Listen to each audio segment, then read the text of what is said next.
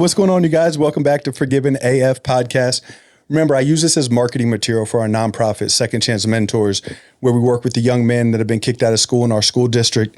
It's just kind of a way to, I try to catch these kids before they get into the same situations that I did, just try to see how we can help them go in the right direction. On Saturday, we had a community service at the Mansfield Mission Center where the kids got to, all the people like at the thrift store, they just donate stuff to the back, right? Like they just dump off stuff all over the Mission Center back patio. And so we took the boys and they were able to separate the stuff to kind of help all the people out that worked there. They took like the shoes go in one section. So it was kind of cool. I think this is the most effort I've seen the boys have to put in during a community service event. They were sweating, and we had like 5 or 6 mentors there too. So it was really cool. Good community vibe. So we're really proud of that. But I'm really excited about today's show. So I got Tuan Nguyễn. We've been talking, it's probably been about a year maybe? Yeah, I feel like since we've been connected. About a year, something like that, yeah. And man, I love, first of all, thank you for coming, man. Thank you for being here, taking the time to come all the way from Houston for this. Like, that means a lot to me that you actually like see the value in what we're doing. You know what I mean? No doubt. So it's really cool. We kind of got the same path. We know some of the same people. We kind of run some of the same circles, but I'm really excited to get your story across. I know that you also have a podcast as well. So it's kind of cool that we can collaborate, and no do doubt. this type of stuff together. But could you tell our listeners like kind of where you're from or your story, My name is Tuan Nguyễn, and I'm a sinner saved by grace, man. Amen. I was once lost, and now I'm found. I'm a Christian. I boldly share that because, and I wouldn't be here without the grace of God in my life. And, if you knew me in my past, you'd be like, man, this dude was out of there, bro. I went to prison not once, not twice, but actually 3 times for 9.5 years. And it was the same crime over and over. It just got bigger and bigger. What was it? Just selling dope, man. Yeah, me too. I was kind of addicted to that lifestyle. And it's funny you say that, and I don't mean to interrupt you. Part of my problem was the lifestyle even more than it was the money. You know what I mean? That being the man, that people needing you, so it's funny I like that you're willing to go straight to that. Dude, it's, while I was incarcerated, I think it was my second trip down. And that's when I finally surrendered. I got busted by another, I got snitched out again. Yeah. So it seemed like every single time I had someone that I trusted. On the second trip, I got snitched out. And, I guess I can just kind of lead into that story there. But that's when I truly surrendered. I was in Harris County Jail, and I knew my mom had been praying me for, I'll probably say about 18 years, man. My mom came to faith when I was 13 years old. And you remember when you were in middle school, you were just trying to find identity. I came from some pretty good parents. Don't get me wrong. My parents came from Vietnam with $120 in their name back in, I think, 78. And so they came here pursuing the American dream. And I was born in Panama City, Florida. Okay. And then we moved over to Houston, Texas, where my mom started working at a 7-Eleven. My dad had skills as a barber, or at least, he cut hair for a living. And so they wanted to, give me a life that they didn't have. And of course, they worked really hard. But growing up, I never really learned how to communicate with my parents. There was a big language barrier, right? So, and not only that, when I was a kid from like 1st grade to 5th grade, straight honor roll student. If you have somebody that's a friend of yours that's Asian, like we were trained. They're always smart. You have to be like a doctor or a dentist. And growing up, I was trying to live up to these expectations, right? And I remember after 5th grade, I had like the #1 honor roll student award, and I was celebrated. And I made my parents really happy. And then something happened when I turned 13, bro. When I hit middle school, something changed. I started wanting validation from like all the wrong people, places, and things. And now I started wanting to dress a certain way. I wanted the Jordans. I wanted the starter jacket. And then for some reason, I started hanging around with all the bad influences. Yeah. And that just led to me like skipping school. And then, every weekend my mom would drop me off at the mall, and that was kind of like our thing. Go to the mall, go to the game room. Yeah. I don't think it's a thing now. No, you're literally telling my story. It's so funny. Right. Yeah. And it was just like one little thing after another. We started shoplifting. Back then they had like CDs, Camelot music. I got in trouble stealing CDs. And then what about Jabos? You remember Jabos? Do I remember the big jeans? Yeah, Jinkos, Jabos. And here I am at 13 years old. I started shoplifting. And I look back now, and the reason why I did it was because I was a people pleaser. And I was just trying to seek the approval from all my friends. And so I committed these crimes. And I remember at the age of 13 when I got busted for the first time, and how that devastated my mom and dad because they provided everything as a child, you know, and they worked hard for everything. At the age of 13, I started entering into a season of rebellion where I started skipping school. I lost my freedom. I lost my trust for my family, and I started running away. Like I became just this runaway child. And you know, my mom, she couldn't figure it out. She couldn't figure out why I was like that. And all I can say is this: sin has no discrimination. It doesn't matter if you're white, black, yellow, brown. Sin was always in my life. And during that time, my parents were trying to figure out what to do with me. I got kicked out of every single school. And at the age of 13, they woke me up one morning in the middle of December. And they say, hey, get up. We're going to take you to this private school. Because I got kicked out of every other school. I said, all right. So we packed up in the car. My uncle and my brother-in-law were in the back. And I was like, this is weird. Why is the whole family going on a little trip for me to check out some school? Well, they didn't want me to run away. Yeah. Were you in the middle seat? They were. Yeah, I was in the middle seat as a 13-year-old. 6 hours into the trip, bro, I started seeing snow. And it doesn't snow in Texas. No, not at all. We were in Oklahoma. And that's when I finally cried out and I said, Mom, where the heck are we going? And she pulls out this brochure. And on the front of it was a bunch of kids in military school outfits. Man. It said St. John's Military School, Salina, Kansas. They went and dropped me off. And at the age of 13, I felt, man, I still feel it today, man. Like it's something, it's part of me. It's a trauma that I've dealt with from the age of 13 to now. At 13, did you feel like you were being like betrayed, or did you feel like, man, this is my fault, I caused this? Dude, it was a flood of emotions. I started questioning myself, such as, I started questioning, like, how can you love me and do this to me? Fear, abandonment, rejection, bitterness. And this led to like years and years of trauma because, one, in that moment, I didn't know how to communicate how I felt. In our Asian culture, you're not taught how to communicate. And as men, who teaches us how to express our emotions? Yeah. And not only was there this language barrier, right? I wasn't really fluent on speaking Vietnamese, and my parents weren't fluent in speaking English. So I just suppressed it. Ouch. I suppressed it. And, that 13-year-old boy still is there. Yeah. Like it affects me now in my marriage, where like at times where my wife says something that triggers that memory. And now I shut down. I can't communicate emotionally.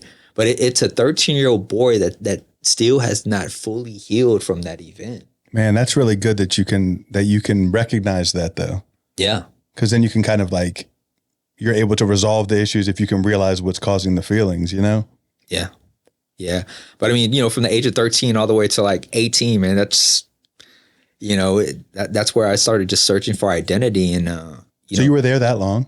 No, I spent about 2 years in military school in Salina, Kansas, got kicked out of there, and then went to another one down here in Harlingen called Marine Military Academy. So I learned leadership early on because even though I was kind of independent from my parents, I started learning like discipline when I was a kid. I learned how to lead others early on because I started getting promoted and like being a squad leader to a platoon sergeant. So I learned how to connect with people early on. Yeah. Yeah. That's cool. So when did you start getting in trouble? When did your like legal issues start happening? I got out of military school, and I think around the age of 17 to 18, caught my first dope case. I was trying to rob a pool hall with my friend, high as hell, bro. We wanted to go get tattoos. And so had this great idea of, hey, look, there's this 24-hour pool hall. Let's go try to rob it and get some money to go get tattoos. That's what 17-year-old knuckleheads think about. right? And we got caught. I got my friend got charged with a pistol. I had a gram of cocaine in the car, and that was my first dope case. Man. Right? Did juvenile probation, and then after that was on probation for about 4 years and past that. And then at the age of like 20 to 22, caught my first major dope case, which was about 8 years. Went down to prison for about 2 years. Kind of did the whole, riding with the homeboys thing, and did that because at that point, I wasn't ready for change. My first time down, I just thought that I just made a common mistake. Yeah. And so I wasn't really looking to grow myself. I was just kind of going through life and just doing time. And, after I got out, I probably lasted about maybe 2.5 years. And here I am back for round 2.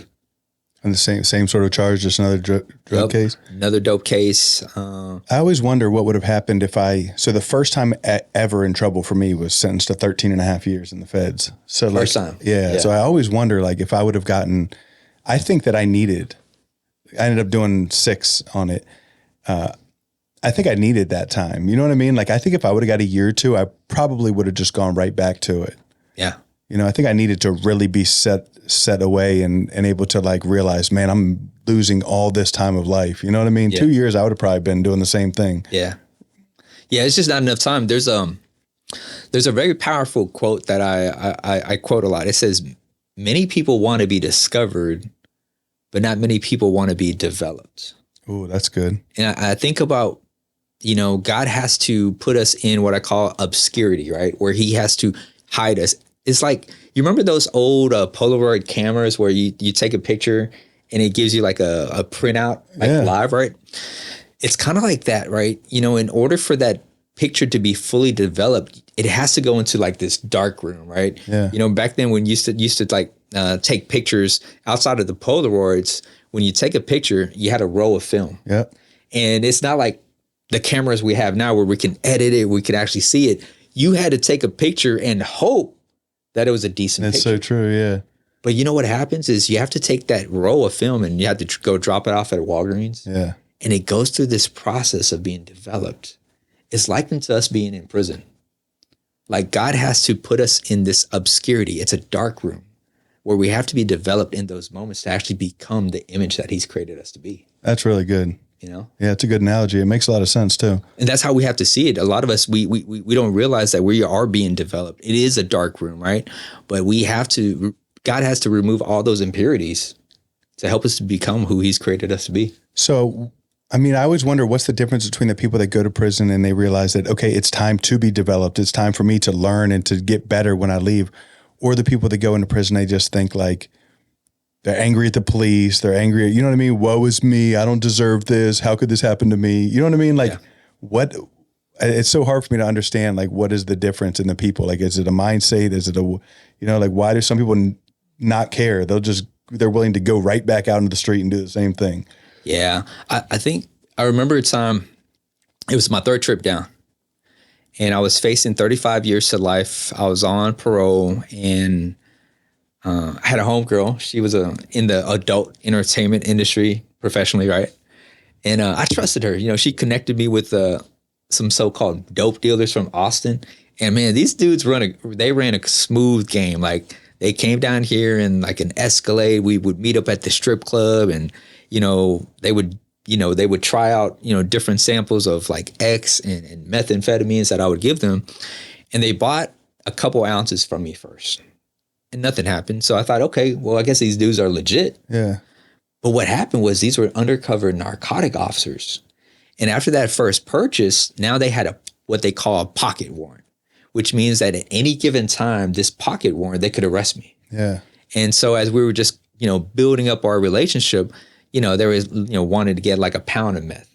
And I didn't think nothing of it. They seemed like pretty legit dudes. But I got set up in a sting operation. And that's when I caught this 3rd dope case. And that's where I remember being in the back of the cop car, and I knew this is my 3rd time down. Yeah. 3rd strike. And I think for me it was taking extreme ownership. That's good. I remember being in the back of the cop car, just chained up. And man, I just lost all hope because in a second, in one decision, I'm about to lose everything again. And the only thing I said to God was, Lord, just have mercy on me. I'm not going to run anymore. And that was it. You kind of felt like that was the time, like that was the deciding, when you made that decision was in the back of that cop car? It was a defining moment for me because I already been walking with the Lord from my previous time. Like when I got saved in prison my second time down, I started getting discipled. I was still kind of in and out with the homeboys and stuff, but then I finally kind of just stepped away from that. I was in ministry. And so when I left prison, I was somebody. Yeah. But here's what I'll share with you. Nothing really prepares you from being somebody in prison to actually being nobody once you get out. Oh, that's so good. That's why I see so many guys that do really well because in prison, they're somebody. Yeah. But then once they leave, you're not wearing the same white clothes no more. No, that's really good. You see, when you're in prison, like everybody wears the same thing. Yeah. Outside of like what's in your commissary and your locker, like everybody looks the same. When you get out here, it's totally different. And if you were somebody in there, now you're stepping out here where nobody knows you. And you got to build that influence back up again. That's so true. And that was one of my biggest struggles. I think that's one of the reasons I sold drugs for so long was because that made me feel important. You know what I mean? That made me feel like the man. That made my phone ring. That made, you know what I mean? Yeah, man. So it's like I ate that up, even though I knew it was fake, right? Like I knew these people weren't really my friends. Like I knew that they just wanted what I had, but I still allowed myself to believe it. You know what I mean? Because it just felt good. It fed my ego. You know what I mean? You're like speaking my whole story. I remember, bro, when my second and my third time down, I remember calling my mom. And I was so adamant. I was like, Mom, can you print out these pictures for me? And you know what these pictures were? Pictures of cars. Me too, bro. Me too. Yeah. And I was so so excited about getting these pictures. And, I remember crying out to the Lord one day because, I was probably like 6 months to coming home. I said, Lord, I don't want to make another trip back here. Like I'm in leadership. I'm in ministry. I said, Lord, can you show me why I keep on coming back to this place? And, I didn't think I was like a drug addict, but in a sense, maybe I was. And I was like, Lord, do I have like an addiction to drugs? Am I addicted to that lifestyle? He showed me this image of me riding around in this Bentley coupe. Now, this car wasn't even mine. I had pictures of it. And he showed me that image. And he showed me my photo album. He says, you see those images that you glorify, that you hold so dearly? That's good, yeah. He says, you have a self-image problem. And until you allow me to break that false image, you will always go back to the same people, places, and things. Yep. Because that's my place of comfort. That's my place of validation. And I said, whoa. And you know what I did was I got rid of those pictures. Wow, that was good. Because that was like me idolizing this that whole lifestyle. Isn't it so true? And I think about it right now, there's some of you in prison right now that are glorifying things that you don't even have anymore. I guarantee it. We all did it. Yeah. Still telling the same stories about what happened 10 years ago, or the girls or the cars or the money or the drugs. Man. The same stories. Same war stories. That are not doing anything to help further you or make you a better person but we just hang on those things. It's crazy because really when you're in prison, the whole time you're in prison, you're really living off the life you lived when you were out there. Yeah. You know what I mean? So that's what you have to hold on to. But really you need to try to find a way to look forward to what you have coming instead of that old lifestyle that we just hang on to, Yeah. And then you don't attract what you want or what you desire. You attract who you are. Yeah. So if you keep on speaking the same war story, you just keep on speaking that same street slang and that hood, guess what you attract? You attract everybody that is just like you. Yep. And the question you have to ask yourself is, are the people around me right now, are they helping me remain comfortable? Or are they helping me reach that next level of success? That's good. There's a statement that I've learned is you have to choose who you lose. Because on this path to success, not everyone could come on this journey with you. That's so true. Yep. And I think where most of us get lost is we don't know where we want to go. Like until you define what your dream is, I'm going to use dream as kind of like, that goal. Like if you can't define what is it that you want in life, more than likely any team can get you there. But if you can actually define what your dream is, you realize, oh snap, my best friend, he might be my ride or die, but he has no help towards getting me to this dream. But he doesn't have the character. He doesn't have the competency. He doesn't have the consistency to help me reach this dream. I like using this one, the law of Mount Everest, right? So let's say, Sean, me and you, we want to, I say, Sean, you know what? This year I have a goal of like climbing Mount Everest, and you're my best friend. And I realize, as I'm just trying to build the team, I'm like, you know what? Let's call up Jaden and let's call up Chappie or something, and let's go climb Mount Everest. And I'm trying to build this team, but what I realize is, can the team actually help me get there, right? Then I find out you have allergies, right? And then Jaden doesn't like heights. And then Chappie, he needs Wi-Fi, right? That's so funny. And you start thinking into this, you're like, wait, anyone can have a team, but if you really want to achieve the dream, you need a dream team. A team that goes along with what you're trying to do, yeah. Right, and that's why you got to think, okay, number one, character. Does this person have the character that I want with integrity? Number two, competency. Is he competent to help me build this dream? And three, does he show up? Consistency matters. Heck yeah. Man, that's really good, dude. I've never even heard it put that way, but it makes a lot of sense. Yeah. And it's a good way to start evaluating. I mean, you could start like if someone who's locked up, they can start using that right now. You know what I mean? Does this person I'm hanging out with have the same morals that I have? Or they want to do the same? Do they want to do something positive when they get out? Or are they trying to go back to that old lifestyle? Yeah. Yeah, you're right on. Yeah. I mean, I think that's the first thing, during my incarceration, I started reading leadership and communication. There's a statement, that really hit me hard. The statement was, the way people see you is the way they treat you. And the way they treat you is often what you become or remain.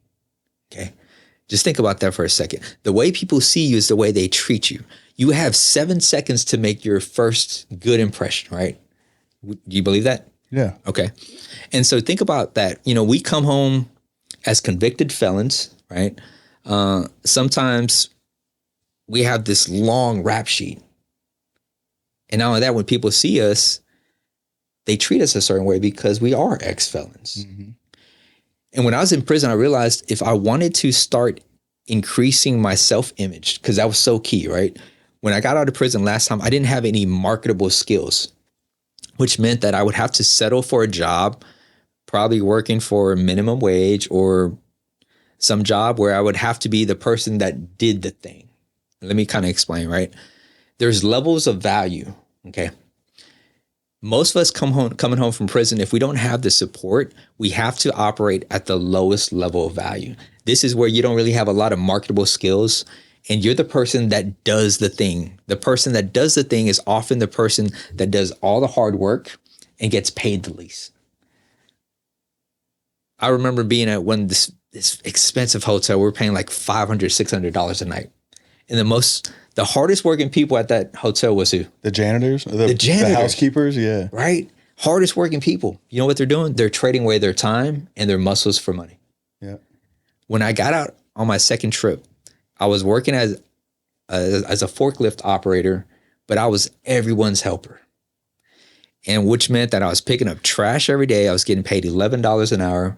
And then I thought, man, this ain't paying the bills, man. I can barely go on a date. Then I thought, you know what? I'm going to go to the graveyard shift, get paid $14 an hour. That didn't even change, right? I'm sharing this with you because you have to identify where you're at to where you want to go. Most of us can't see beyond that. And I reflect back when I was working $11 to $14 an hour, I felt so undervalued. But you know what that did for me after about a year or so? I started going back to the streets because I wanted to have more. Yeah. I wanted to have more success. I wanted to have more money. I wanted to have more influence. And here's what happens when you want to have things without actually becoming the person that can do what's necessary. We create criminals like that. Yeah.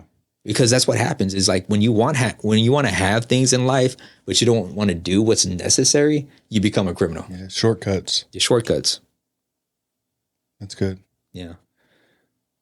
Let me ask you a question real quick because I wanted to dive into this, but I didn't want to interrupt because you just dropped a whole bunch of really good information. Yeah. When you were locked up, and this is we're going back about 10 minutes, but I don't want to get away from this. What sort of things, because you said that you were kind of got saved on your second trip down, right? Yeah. Can you kind of tell me, like, was it people that you were around? Was it what caused, like, how did God reach you on that second trip? So my first time down, I wasn't saved yet. My mom had always been a believer, so she's always been praying for me. And during that second incarceration, I remember being at Harris County Jail, just got stripped of everything, busted in another sting operation. And I was at Harris County, and man, I pulled out that little pocket Gideon's Bible, the little brown pocket Bible, and I just opened it up, and I just felt so broken, man. I just knew deep down inside that Jesus was the answer. Now, there wasn't like some magical prayer or pamphlet. Nobody came in and laid hands over me. Yeah. I didn't speak in tongues. I just got on my knees, bro, and I said, Lord, if you're real, I'm asking you to save me. I'm tired. I just want to change. Yeah. And I just asked the Lord to forgive me. It wasn't like anything magical. And then you just walked it out? Like what? And then like I got sent all the way to West Texas, man. And I was still affiliated at the time. You know, I was still riding with the homeboys from my previous trip. And so even when I came down, I kind of still had that attachment, right? And I remember being all the way out in West Texas. And here's where God started just sending people my way. He started sending people on my way. And you know, I was just a baby in Christ, you know, just trying to walk this thing out. And people came into my life and they started just kind of just pouring into me, you know. And I remember going to the chapel, my first time going to church out here in West Texas. And the chaplain is a big old cowboy dude, man, old school cowboy dude. He calls me out of the line. He says, "You, come here, boy." He says, "Man, God gave me a vision about you." I said, "Me?" I said, "Nah." He said, he gave me a vision about you. I want you to serve on our ministry team. And I was like, this guy's crazy. I barely know how to read the Bible. Don't you know who I am?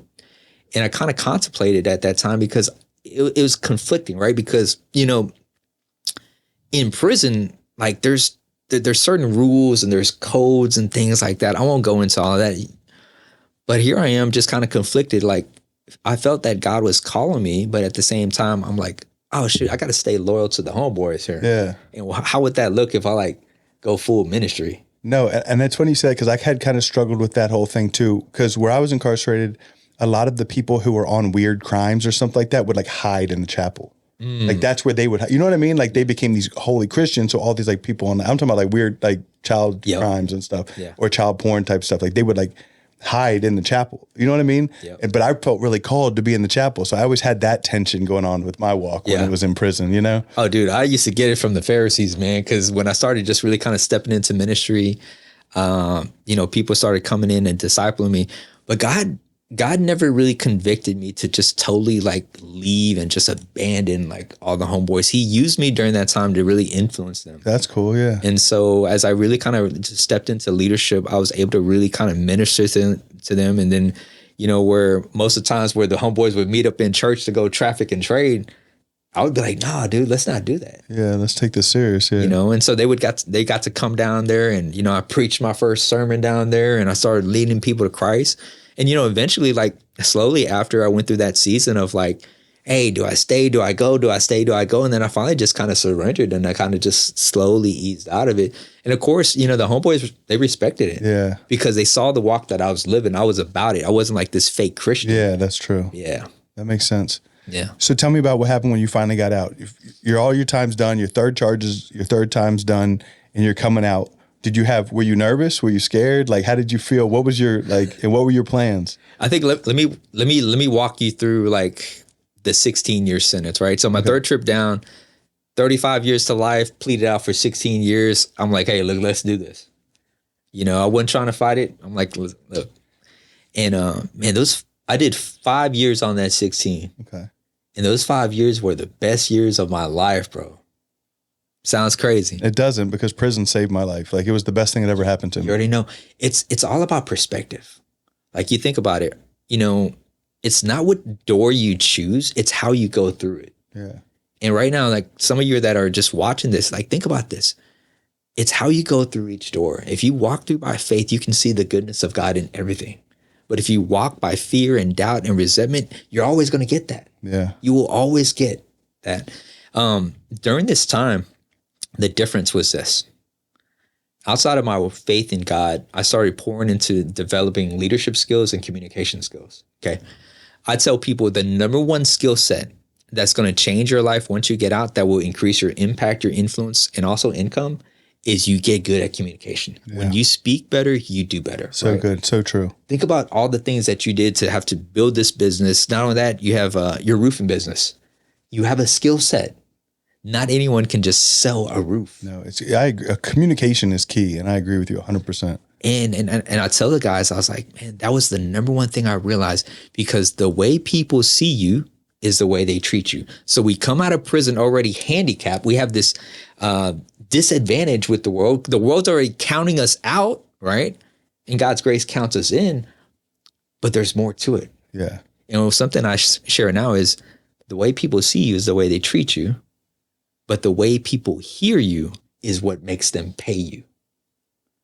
See, there's a visual image, right? The way we dress, the way we appear, and a lot of us, we focus on how we look. That's so true. And if we look apart, people will look at us like, hey, he kind of looks successful. But what happens when you speak? Man, that you're preaching right now. That's so good. Just think about it. Like what happens? So good. What happens when you speak? Do you attract people or do you automatically repel people? Yeah. And I started learning early on when I was in prison. I was like, man, I want to master communication. I want to get really good at telling my story. I know exactly what I don't want to sound like. Yeah. But at the same time, I'm like, when you think about someone that can speak very well, your perspective about them is, man, this guy must be pretty good at other things. You just assume they're just, that's but good. But automatically, that's the perception. Yeah. And I share that with you because it's all about self-image. If you really want to get out and do good in life, you have to increase your self-worth. That's so good. Yes. And when you speak well, you can do well, but it starts off with this. The vertical communication with God. What are you saying to God daily? What is God saying to you? And then internal communication. What are you speaking into your life every single day? Because what you speak into your life and your vertical communication is going to impact your horizontal. Yeah. Dude, that's awesome. That's such good advice. Yeah. Okay, so keep going. What did you take how did you know, did you take like communication classes? Did they have like Toastmasters? Like what did you do? You ever heard of Prison Fellowship? No. Okay, Prison Fellowship was an organization. It's a nonprofit founded by Chuck Colson. He was caught up in the Watergate scandal back then with Nixon. And he founded this Prison Fellowship program. And I got sent there for my final 2 years of prison. It was part of my parole.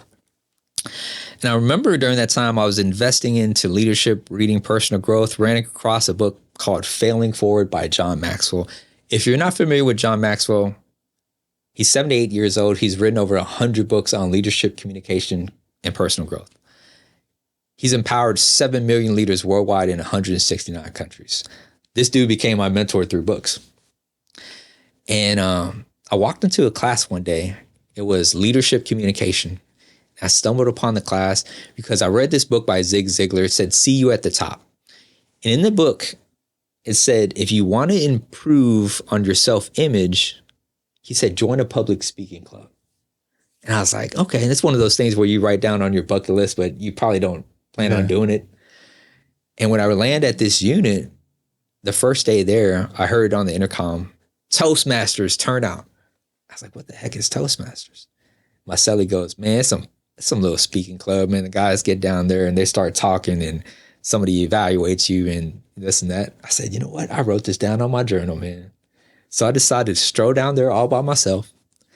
And I sat in the back just like most guys do. Yeah. And I just started just listening in. I'm like, oh, snap. These dudes are actually like performing real speeches. There's a timer. There's a dude that corrects them on their grammar. And after my first meeting, I went back to my cubicle. I was like, no, I'm good. But were you intimidated by it a little bit? I was. Yeah. I was intimidated, but I was also starting negotiating with my dream. Ooh. because it made me feel uncomfortable. And I would also have to deal with the fear of rejection. Because already after that first meeting, I was already counting myself out. And it's easier to go back to your comfort zone than actually step out and learn how to fail fast and fail forward. Man, that's so good. And, after about 2 weeks, as I was just kind of negotiating with my dreams, do I do it? Or I said, I'm going to go do this thing. And the first Toastmasters criteria is you got to do an icebreaker. And the only requirement is for you to get up in front of the audience and speak for 4 to 6 minutes. That's it. You can talk about anything. I was like, okay, that's easy. So I started writing down my first speech and I memorized every single line, bro. Every single line. In my dorm, I was walking around practicing the speech. And when it came down to it, as I started talking, I got to like the 4th paragraph and my mind went blank. And in Toastmasters, you have time qualification, which means that you have to speak for at least 4 minutes in order to qualify for that speech. Because I missed that entire paragraph, I ended at 3 minutes and 50 seconds. Didn't count? It didn't count. And so my first speech, I totally bombed it. And I remember a guy that was evaluating me. Was it an inmate or an actual teacher? It was an inmate. Okay. It's another inmate. He was the club president at the time. And I started off with my speech and I said, I was good at taking flight, but I have a hard time landing. I was sharing my story with, all the different things that I've talked about doing and started this and never finishing. And he used that in the very beginning of my evaluation. He says, Mr. Nguyen, you're right. You're great at taking flight. You have a hard time landing. Well, he said something to me. He said, based on what I hear from you, your potential, you're going to be one of the greatest Toastmasters that ever stepped foot on this unit.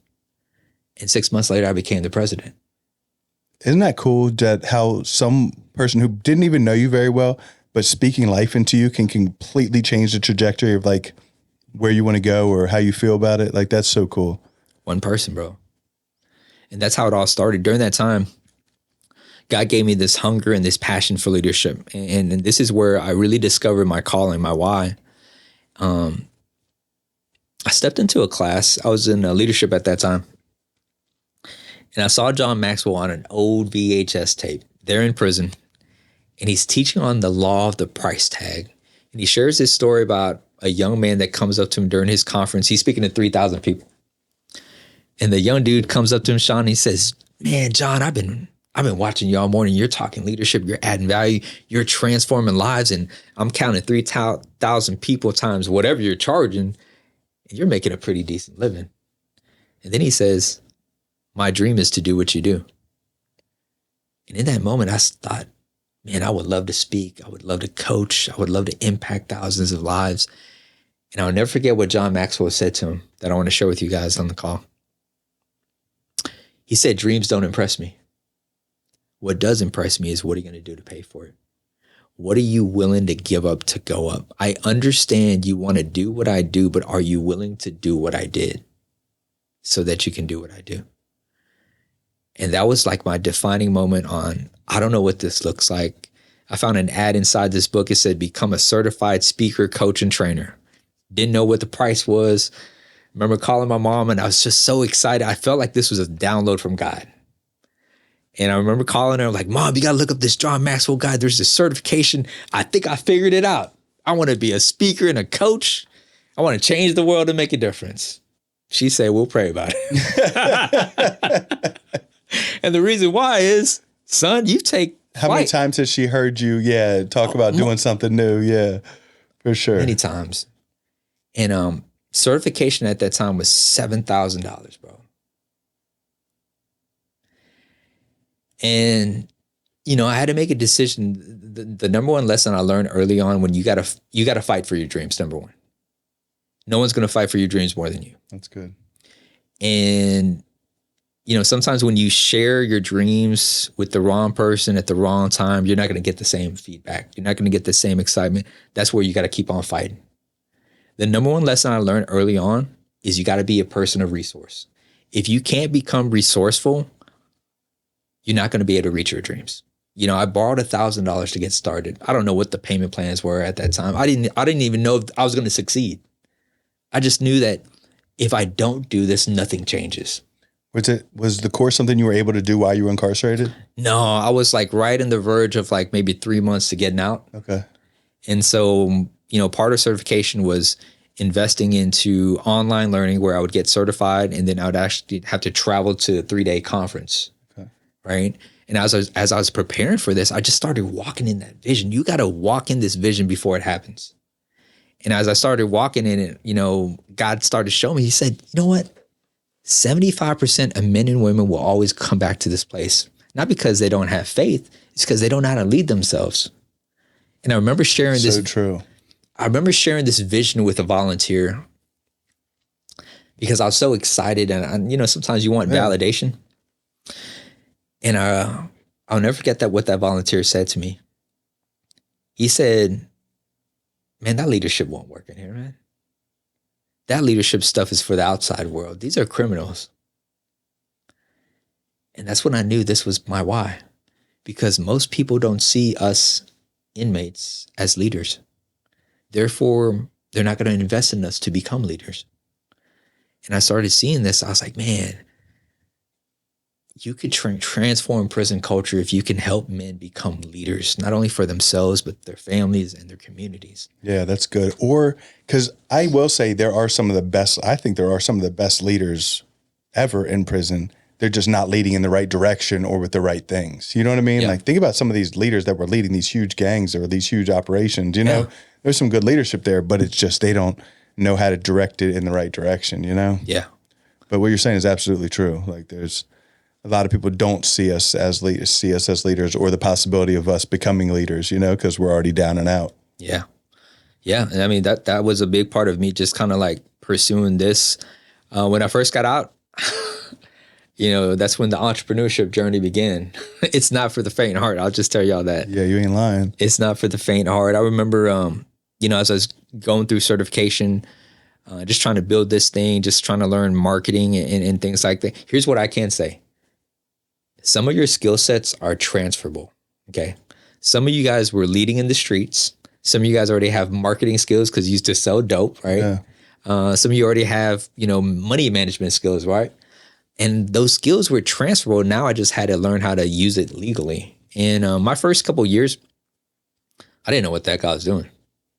I thought coming home, I wanted to build a nonprofit. Started that flopped right there in the first maybe 6 months because I didn't know how to raise money. Yeah. And then, I just kept on fighting through. And within a couple of years, as I just kept on building, I started learning more and more and more and just getting with the right mentors. And within about 4 years, I was able to generate over $4 million in my coaching and speaking business. That's awesome. And so a big part of what I share now is like, if I can do it coming home from prison with just a GED, how much more can you? It's good. It's really good.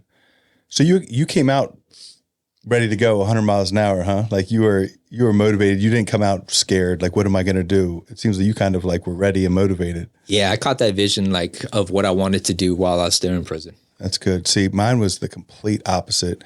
Like I had set myself up to be successful by all the things I did in prison. I got my associate's degree from East Arkansas Community College.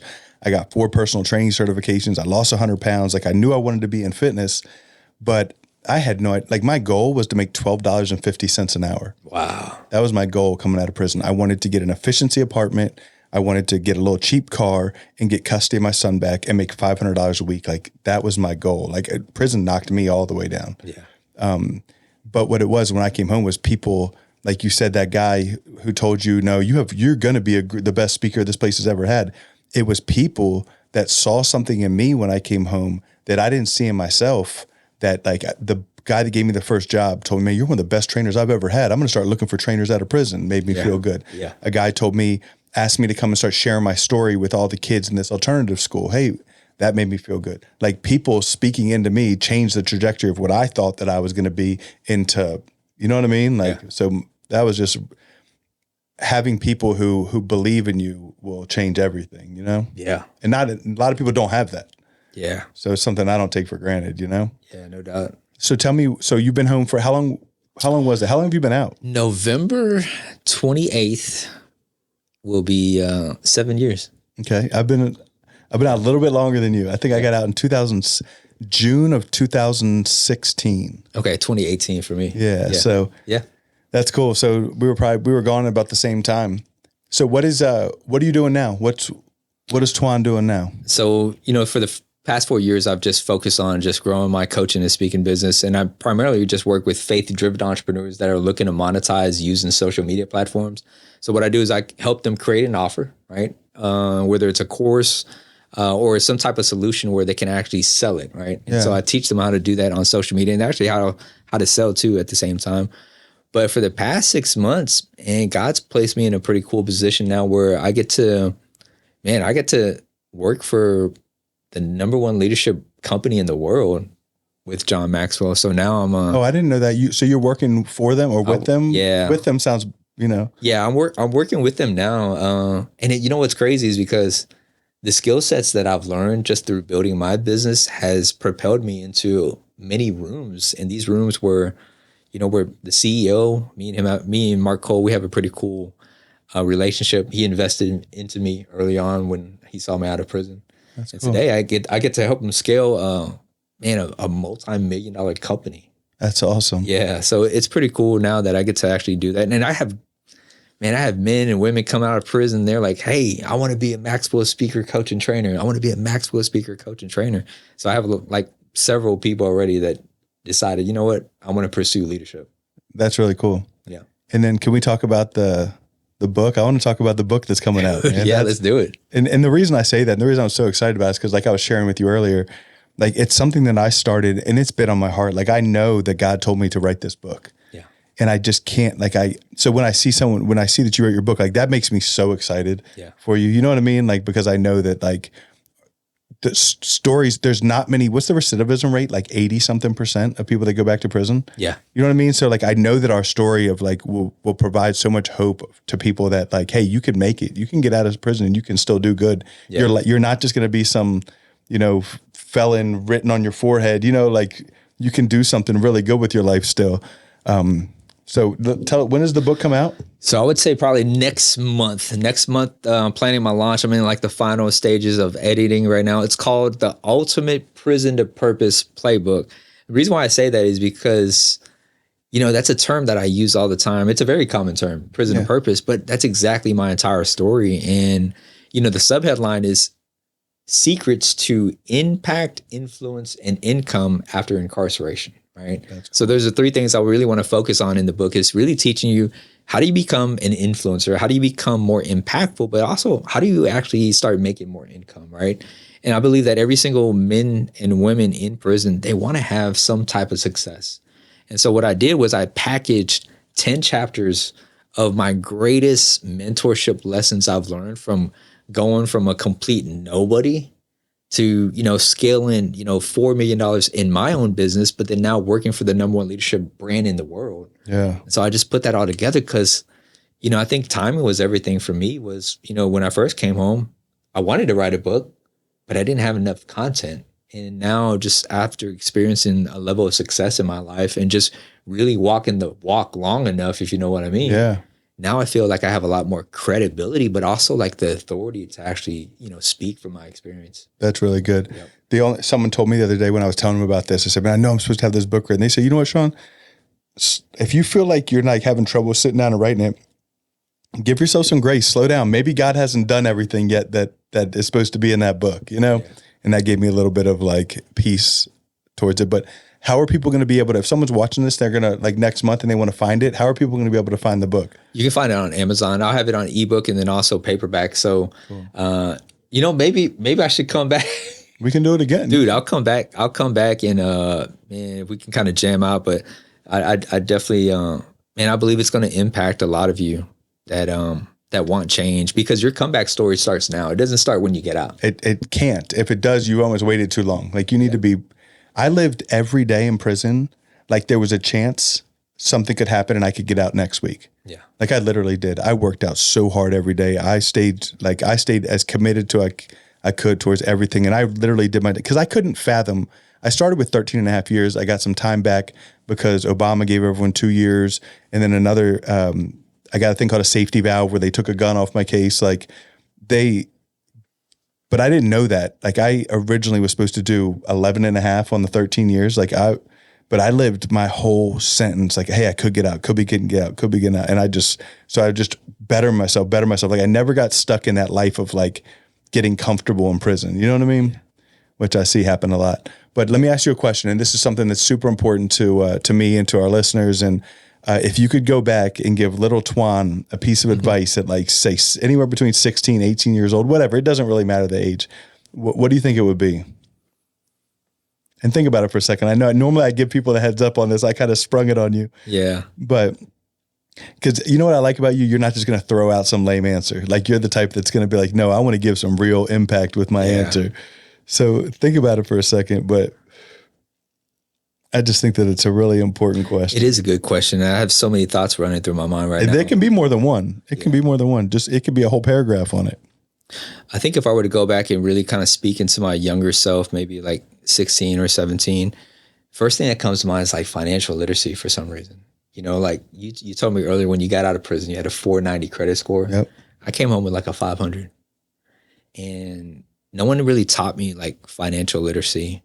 And a big part of what I get to do now is like really use wealth and use money as a tool to actually like do more good. Right. Yeah. And I would say that would be like the first thing is like learn about finances, learn about investing, learn about credit, because credit is part of the game. It's so important. It's, you know, when I remember coming home, I was like, I have a 500 credit score and I didn't know nothing about credit. We were taught use cash or use debit. Yeah. Don't use credit cards. And you know what I did? I started surrounding myself with people that played the credit game. Yeah. Now I have like 25 credit cards with access to like hundreds of thousands of dollars. Me too. And I have like a 800 credit score. Me too. And guess what? It's because I pay the bills. Yeah, no, it's so good. And you're right on. Now I actually will I'll get credit cards and just cut them up and throw them away just to have the actual, like on my credit to have another credit limit. Like it's once you learn how to play that, like I can be dead broke right now and I could go get a Bentley. Like, yeah. You know what I mean? I could have no money and I could go get a Bentley right now. Like that's how you have to set yourself up. Credit is so important. Like nowadays you go for a job and they're pulling your credit report. It's crazy. Like that's what, you know what I mean? That's how important it is. So that's something that I highly recommend, that if that's a great lesson for even someone, if you had to give someone in prison advice, there are ways to pull your credit and work on your credit while you're incarcerated. I've seen people do it. Yeah. I've seen people try to clean. A lot of people do that. Yeah. So that's something that I would look into, but be careful who you're trying to pay and who's going to tell you, because there are also scammers out there too. So be careful with that. But I think that's awesome. Did you have anything else, or is that the main one? There's one other thing. I would say mentorship. I think mentorship really matters. You know, if I could go back and speak into my 18-year-old self, I would tell him, find mentors in your life that can help you reach that next level. Of course, you got to be able to define what is it that you want. There's going to be a test, fail, learn, improve, reenter, right? If you want to write this down, test, fail, learn, improve, reenter. Test, fail, learn, improve, reenter. Mentorship is really important because there's power in proximity, but also who you play with matters. Yeah. Okay. And you have to really define what is it that you want. And then from there, you have to be intentional. The key is you got to be intentional about growth. Growth doesn't happen automatically. Hoping and pretending is not going to be a great strategy. Yep. Whether you're 18 or you're coming home from prison and you're expecting like some handout. But mentorship is really important because there's two ways you can find mentors, and I'll wrap it up with that. Number one, you can seek to serve, right? I found some great spiritual mentors on this journey. I've built some pretty strong connections of people where, because I chose to seek to serve, they poured back into me, right? So it's like a two-way, it's a twofold, right? Yeah. You can't just give and not receive, but at the same time, you have to put in work, right? That's one way. The second way is you got to pay to play. And it really comes down to, like, if you can't afford mentorship in certain areas, start saving up for it, right? This is how you grow fast, is you invest in mentorship. You can seek to serve, but then there's also faster ways where you invest in other people and they're going to show you the game. I love that. And it's funny that you went there, because I honestly believe that's why I have second chance mentors. I have 5 keys to success that when I give my like public speaking talks, it's my 5. And the most important one I feel like is find a mentor. Like 100%. You have to find a mentor. For one, the accountability behind it. You have a mentor, they're going to hold you accountable. You're not going to have to fall in the same traps that they fell. You can learn from the things that they've worked or that have worked for them. Like, mentorship is the biggest key to success. Like, because we can't do it by ourselves. Like, because we're going to have questions. And then what happens if we get stuck? Like, they're going to be able to help you see things from, sometimes we get really like narrow minded, right? Tunnel vision. Yeah. And you have a mentor that can pull you out of that. Like, hey, have you thought about this? And you're like, no, I didn't even think about that. No, it's funny that you went there, because I literally think that's probably the fastest way to get to where you want to go, is find someone who's already done it. Yeah. You know what I mean? Dude, this has been awesome. You have dropped, like, I'm super impressed with all the stuff that you dropped. Appreciate you, man. People getting to watch this are going to get a lot out of it. So I'm super excited about it. Remember, you guys, like, I haven't done this in a while, but like, I have a letter right here. Actually, let's shout it out. Who is, got the name on it. So I just get this. It means the world to me when I get these. It's from Alex. I don't know who Alex but it's from Alex. I just got this letter. If you guys want to write us, dude, these letters, I don't always write back. We get busy. Like, it's no disrespect, but I always read every word of them. The address here to the gym where our podcast studio is 2840 FM 157 North. I know that's right. 2840 FM 157 North. And it's Mansfield, Texas, 76063. And I forgot the suite number. It's suite 106. But like, dude, write us. Like, if there's any resources, things that we can do to help. A lot of times, if there's something that we can do, I give it to my wife and she sends it because she's got time to do it. And I don't mean that in I'm so busy type way, but it's just, that's not my skill set. So I try to pass that off where I can. But dude, again, thank you so much for being here and for doing this, dude. It means the world to me. You know what I mean? It really does.